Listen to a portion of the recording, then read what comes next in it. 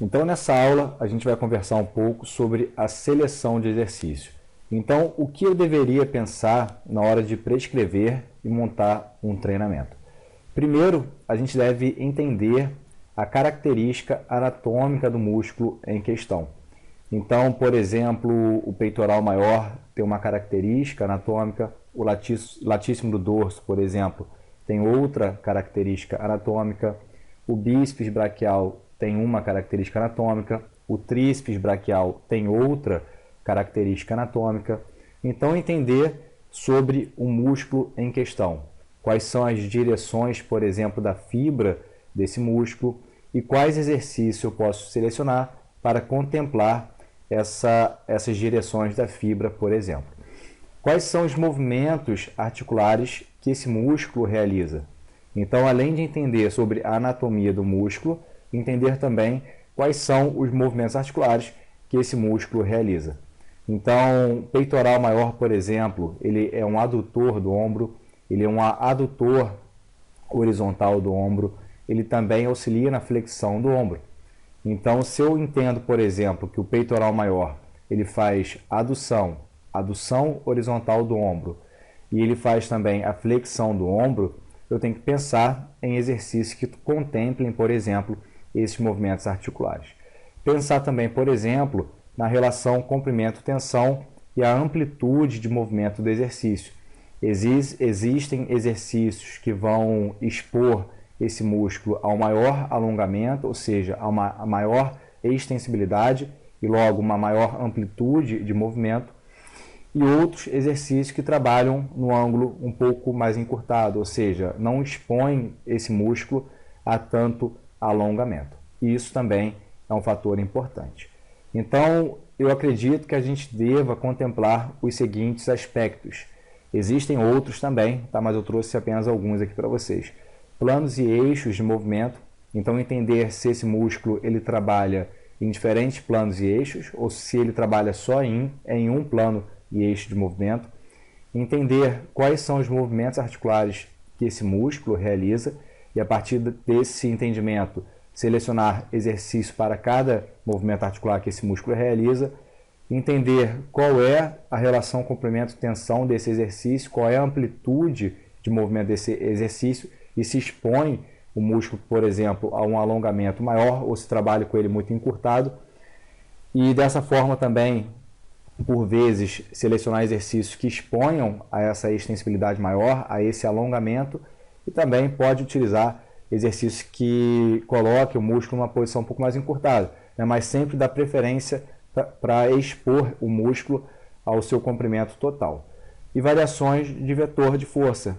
Então, você variando, por exemplo, movimentos articulares, você variando planos e eixos, você também, de certa forma, você consegue variar os vetores de força.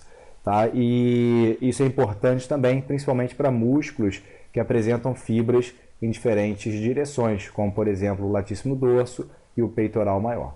Tá? Então, eu vou mostrar aqui para vocês uma sequência, né, que a gente pode utilizar, por exemplo, para o peitoral. Vou mostrar alguns exercícios que apresentam essas diferenças que eu falei para vocês. Tá? Então, nesse exemplo aqui, a gente tem o peitoral, tá? O peitoral maior. E quando a gente analisa, por exemplo, as fibras, né, a gente vai ver que essas fibras elas têm direções diferentes. Então, automaticamente, quando esse músculo contrair, ele vai gerar linhas de trações em diferentes direções. Então, por isso que é importante a gente selecionar exercícios que contemplem, né, essas direções de fibra e com diferentes vetores de força. Tá? Então, como eu disse para vocês, né, o peitoral maior, ele é um flexor do ombro, ele é um adutor do ombro, ele também realiza a adução horizontal do ombro, ou seja, ele trabalha em diferentes planos e eixos de movimento, ele realiza diferentes movimentos articulares e por isso é importante que a gente selecione exercícios diferentes para contemplar ao máximo a função do peitoral maior. Como eu disse aqui, ele vai ter diferentes direções de tração, né, decorrente da direção das suas fibras. Então, um exemplo de exercício, né, bem clássico aí, o supino reto, um exercício multiarticular. Outro exercício que é o supino inclinado. A gente já começa a analisar também o quanto ali que muda, por exemplo, a relação né, comprimento e tensão do músculo. Então, se a gente analisa o supino inclinado e o supino, por exemplo, reto, a gente vê a diferença, por exemplo, ali de alongamento desse músculo. E já começa a entender também a diferença, por exemplo, de inclinação. E logo, se muda a inclinação, também muda, por exemplo, a participação muscular, a forma como esse músculo é exposto ao movimento. O crucifixo reto com halteres. A gente já vê também diferença, por exemplo, no braço de resistência, muito maior no crucifixo, por exemplo, e também a gente já percebe, né, um maior alongamento desse músculo ao final do movimento. Então, por mais, né, que a ideia seja ativar o mesmo músculo, esse músculo ele é ativado de forma diferente, ele é exposto a uma carga mecânica diferente. Crucifixo com halteres reto. Crucifixo inclinado no cabo.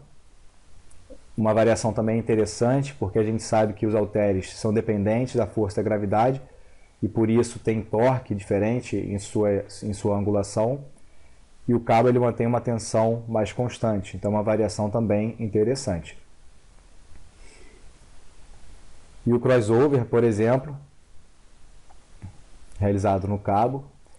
E a gente também vê a diferença do vetor de força, né, para onde que esse vetor de força está gerando a resistência e para onde que eu tenho que gerar força para vencer essa resistência. Então aqui a gente tem algumas variações, né, por exemplo, o crossover está na poli alta, o crucifixo inclinado, por exemplo, no cabo, o crucifixo reto realizado com halteres, o supino inclinado realizado com a barra e anilhas e o supino reto realizado também com a barra e anilha. Então a gente pode observar, né, nesses exercícios que a gente tem variações mecânicas. Então a gente tem, por exemplo, uma inclinação ali no banco reto, por exemplo, a gente tem a inclinação do banco ali em torno de 30, 45 graus, a gente tem a utilização do cabo, a utilização do crucifixo, por exemplo, que é um exercício uniarticular, e aí aqui, nesse caso já expõe também o músculo a uma mecânica e uma sobrecarga mecânica diferente. Tá? Então, quando a gente pensa na seleção de exercício, a gente tem que contemplar essas questões, planos e eixos de movimento, movimentos articulares que esse músculo realiza.